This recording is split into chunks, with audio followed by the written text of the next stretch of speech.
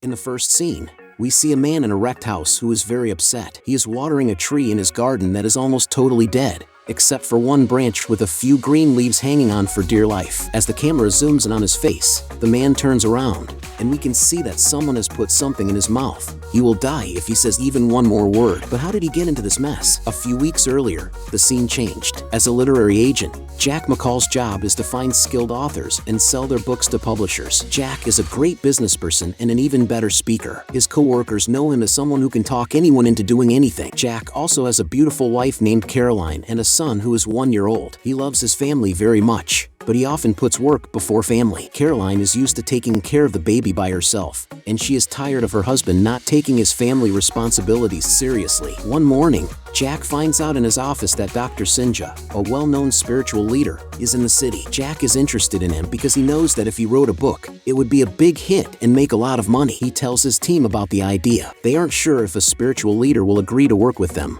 but Jack reminds them how great he is at convincing people. The next day, he makes an appointment with Dr. Sinja for a meditation lesson so he can meet him. But when it comes to meditating, he is not serious and is easily sidetracked. Just as the lesson is about to end, Jack acts like he is too tired, and Dr. Sinja pulls him away. As they talk, Jack tells him in a smart way that he wants to write a book about the doctor's work and share it with everyone. Dr. Sinja figures out what Jack wants and goes into his garden, showing that he isn't interested in what he has to say. There is a holy Bodhi tree in the backyard. When Jack tries to touch it, he gets a scratch. The men don't care about the small cut and keep talking about Jack's deal.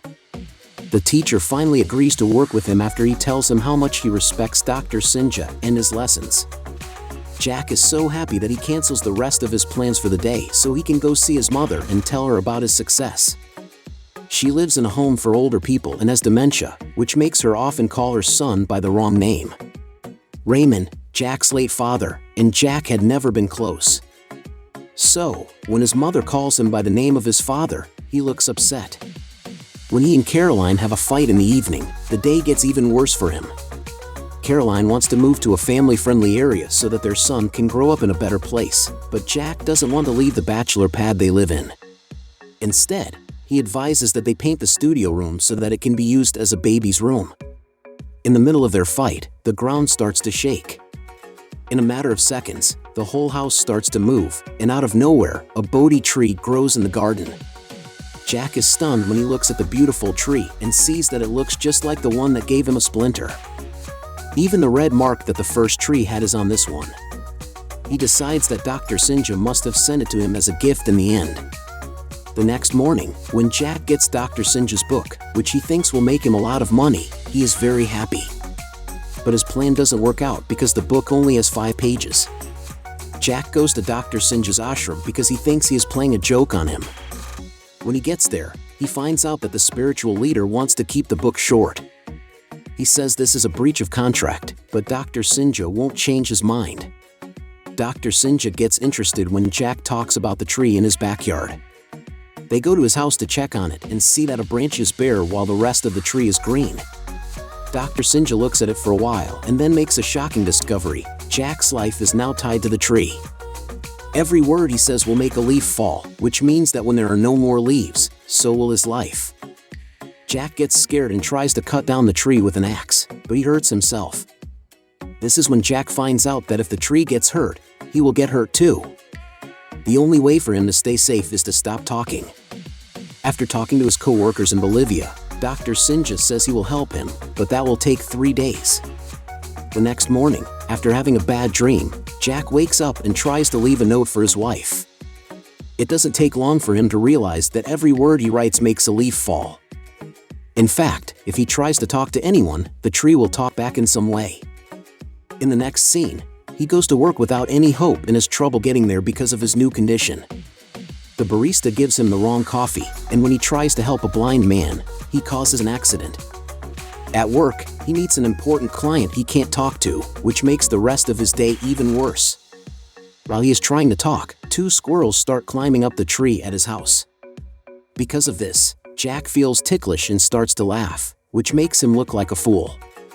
Later that day, he sends his helper, Aaron, to a meeting with the investors in the hopes that he can talk to them. During it, Jack sweats a lot because the tree at home is getting watered. The investors try to ignore the elephant in the room, but Aaron's poor speaking skills make the meeting a disaster. When Jack gets home after a long day, Caroline tries to talk to him about how they feel about each other. She thinks that his quiet means he's mad, which leads to a bigger fight, and she leaves with the baby.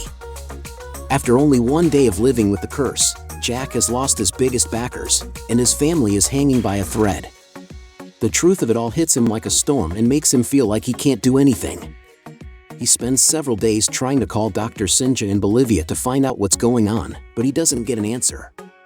The next day, Caroline makes one last effort to save their marriage by inviting Jack to a steamy night in a hotel room.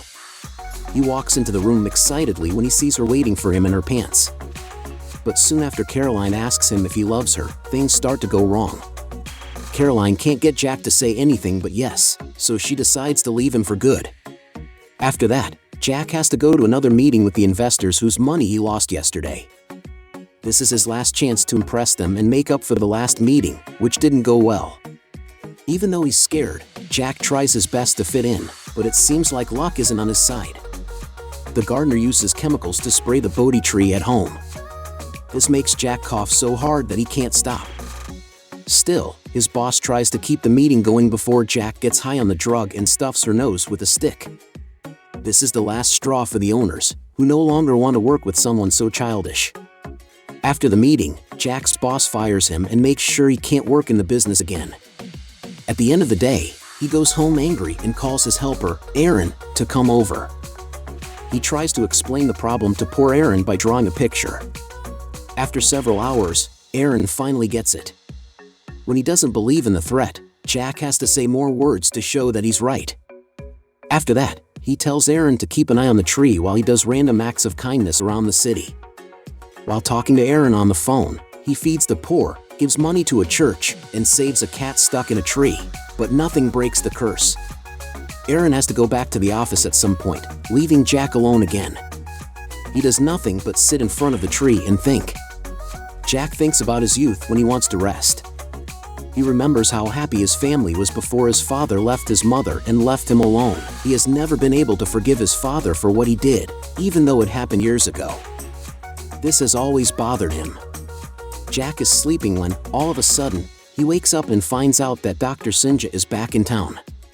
He runs to see the guru with his eyes full of hope, but the guru tells him that nothing can be done. Dr. Sinja has asked every wise person he knows about it, but no one has a good answer. At this point, all he can say is that Jack has to make peace with something inside him in order to break the curse. Jack goes back home and starts drinking because he no longer wants to live. Aaron comes to help him, but Jack has already chosen to kill himself by singing a song. Before Aaron knocks Jack out and puts duct tape over his mouth, the tree has already lost most of its leaves. As the camera moves closer to the tree, we can see that there is only one leafy branch left. The next morning, when Jack wakes up, he knows that it is his last day on Earth. He listens to his heart and knows exactly what he wants to say with the last few words he has left. First, he tells Caroline he loves her by going to her. Then he helps a suffering writer whose work he has ignored for months by buying it for $10,000. Then he takes a walk on the beach and watches how people live. He thinks back to his own childhood when he hears an old couple talk about their love life. In the next scene, Jack goes to his father's grave and, after having a sudden realization, tells him that he's sorry. Now that he has said his last words, there are no more leaves on the tree. So a sharp pain hits him in the chest, and he falls down. A few seconds later, his phone starts to ring, and he grabs it with all his strength. Aaron tells Jack on the other end that he won't believe what just happened. The magic has made the tree green again, and the threat is no longer true. After a few months, the scene changes. Dr. Sinja calls Jack and tells him how proud he is that he wrote a book. It is called 1,000 Words and is about Jack's life and his friendship with his father.